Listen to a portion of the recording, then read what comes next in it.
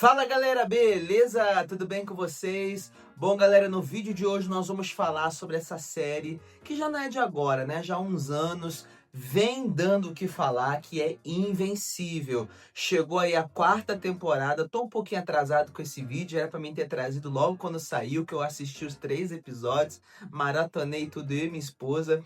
E aí galera, eu vou trazer aqui os pontos principais que essa quarta temporada levantou, o que a gente vai ter nos próximos episódios, sem dar spoiler dos quadrinhos, mas vou falar do que a gente viu nesses 3 episódios que foram lançados.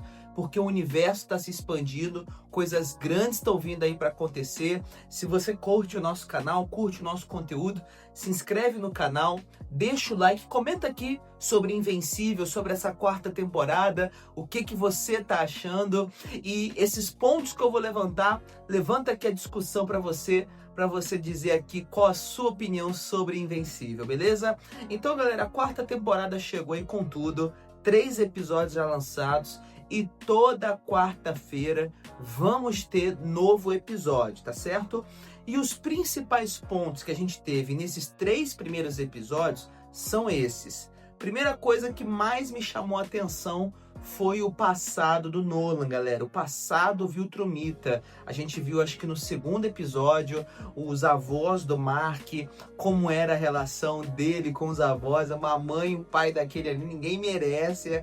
Mas foi legal a gente ver ali o passado, ver como foi o extermínio dos Viltrumitas, a peste que foi lançada ali no ar e dizimou a população. Foi muito irada a cena ali da contaminação, a cena ali da pandemia, do vírus que foi lançado no planeta de Viltrum, galera. E ver o que aconteceu mesmo com essa raça, que nós só temos 50 Viltrumitas, que foi isso, uma ponta que foi levantada na 3ª temporada. Agora foi mostrado o que aconteceu. E foi mostrado que quem desenvolveu o vírus e já desenvolveu um mais poderoso ainda foi o líder ali da coalizão de planetas, que também é Viltrumita. Então, esse ponto do passado do Nolan, da peste que exterminou os Viltrumitas, foi muito legal para a gente ter mais uma base, mais um peso do Império de Viltrum, beleza, galera? Outro ponto muito interessante dessa temporada e que realmente é de explodir, é pra gente amar, é pra gente gostar ainda mais dessa série, é a gente ver o amadurecimento do Mark, galera. Eu revi recentemente os últimos episódios da 1ª, 2ª e 3ª temporada. A gente vê como o Mark é inocente, a gente vê como o Mark ele é puro, como ele tem a inocência com relação à vida, com relação aos seres humanos, às pessoas e até mesmo com os vilões, porque ele se recusa na batalha contra o Armstrong, Levi, ele se recusa até o último momento a matá-lo. E na 2ª temporada, quando acontece ali o choque, que ele pensa que matou o Armstrong, ele fica muito mal, ele fica muito para baixo e ele carrega isso na 2ª, 3ª temporada. Mas, galera, na 4ª temporada, a gente vê que ele perdeu o limite, ele ultrapassou os limites. Quando os alienígenas, os Septs, né, se eu não me engano, eles tomam ali alguns cidadãos e antes que a barreira fosse quebrada para que eles se espalhassem por toda a cidade, por todo o país, o estado, ele então mata o principal hospedeiro, que era um ser humano, que era um civil que estava ali sendo dominado pelo Sept. Ele mata e salva o dia, mas ele paga o preço disso. Só que o mais interessante é a gente não ver arrependimento nele. A gente vê, tipo assim, ó, salvei o mundo, pronto, acabou. Mas você matou um civil, custou a vida de uma pessoa, o seu trabalho não é salvar? Então, a gente tem esse debate, olha, ele fez o que era certo, salvou milhares, mas perdeu um. Mas tem esse debate do valor à vida que ele está perdendo. E a gente vê que a série explora isso mesmo. Que o Césio chama ele para conversar. O Césio avisa, olha, Mark, você deixa isso comigo. Eu já sei lidar com isso. Você não. Principalmente com os poderes dele, né? E o que a gente viu na 3ª temporada, a guerra invencível, os multiversos, que todos os invencíveis não prestam. Ele é o único que se salva. Então a gente vê ele quebrar esse limite é algo muito interessante, é algo muito legal para a gente ver como que vai ser daqui para frente. Ele vai se perder? Ele vai perder o freio? Ou ele vai cobrar consciência? Então a gente vê isso muito interessante. Outro ponto interessante é o vilão dinossauro. Surgiu ali numa pontinha, mas a gente sabe, quem lê os quadrinhos, que ele vai ser muito importante, vai ter algo muito maior para ele aí mais para frente. Mas o ponto do Mark matar um inocente é algo muito curioso. Tivemos ali o crime organizado voltando com máscara mecânica, né? Marquine Head, também com o Sr. Liu e o outro também, o de cimento lá. Mas eu não achei nada demais esse ponto da gangue. Não sei, não me lembro dos quadrinhos se vai ter mais alguma coisa, mas olhando só para a série não é um ponto ainda que me chama muita atenção. A gente vê outro ponto que é aí sim muito legal, que é o Conquista estar vivo. A gente já sabia que ele estava vivo desde a outra terceira temporada, mas já no primeiro episódio ele já se liberta e volta para Viltron, volta para o Império.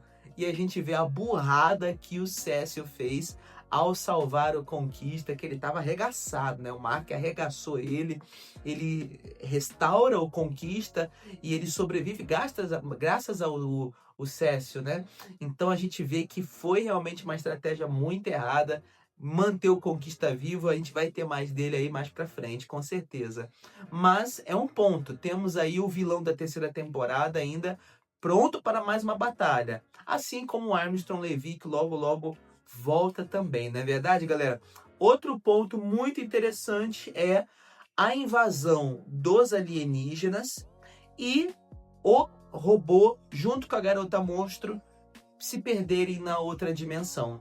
Eles caem na dimensão dos alienígenas e não voltam mais. Então, a gente já tem algumas noções de que vai ter algum episódio focado neles nessa outra dimensão. E isso, claro, vai aprofundar a relação deles, eles que se gostam. Vamos ver o que vai vir pela frente aí com o robô e a menina monstro na outra dimensão. Vamos ter agora a história deles lá. É mais um ponto que a gente vai expandindo na história, né? Porque a gente tem, por exemplo, a história lá de Viltron, a gente tem a história da coalizão de planetas, tem as histórias da Terra, temos ali a gangue, né? Os bandidos, temos o Conquista, agora vamos ter os alienígenas lá com o robô e a menina monstro. Temos ainda um ponto daquele demônio detetive, né? Que logo vai vir alguma história com relação a ele. Então o legal do Invencível é a gente ter essa variação de personagens e eles conseguem explorar tudo sem se perder. E aí a gente vê o vilão principal chegando, que é Treg, o Imperador Viltromita, chegando com tudo. Ele é imponente, ele chega, galera, a gente já sente um peso ali do casca-grossa, do vilão, e isso é muito legal, galera. Eu gosto muito de Dragon Ball e eu vejo que Dragon Ball precisa beber dessa fonte de Invencível. A gente sabe que Invencível bebe da fonte de Dragon Ball, lutas, tal.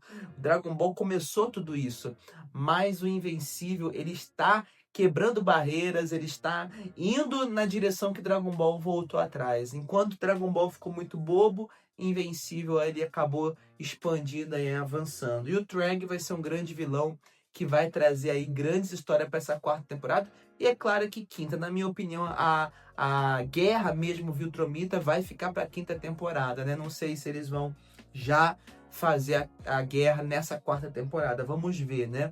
E por último, a grande notícia de que a Eve está grávida, né, galera? Isso aí é pra gente ver que o futuro tá vindo aí. Futuro é o Oliver, o filho do Mark aí, que logo tá chegando, ou filha, não sabemos ainda. E aí, por isso dos poderes da Eve estarem realmente abalados, a guerra vai começar e o Mark aí vai ser pai. Bom, galera, amanhã, quarta-feira, chega outro episódio. Se inscreve no canal, deixa o like. Vamos trazer a análise aqui também desse próximo episódio que tá vindo aí.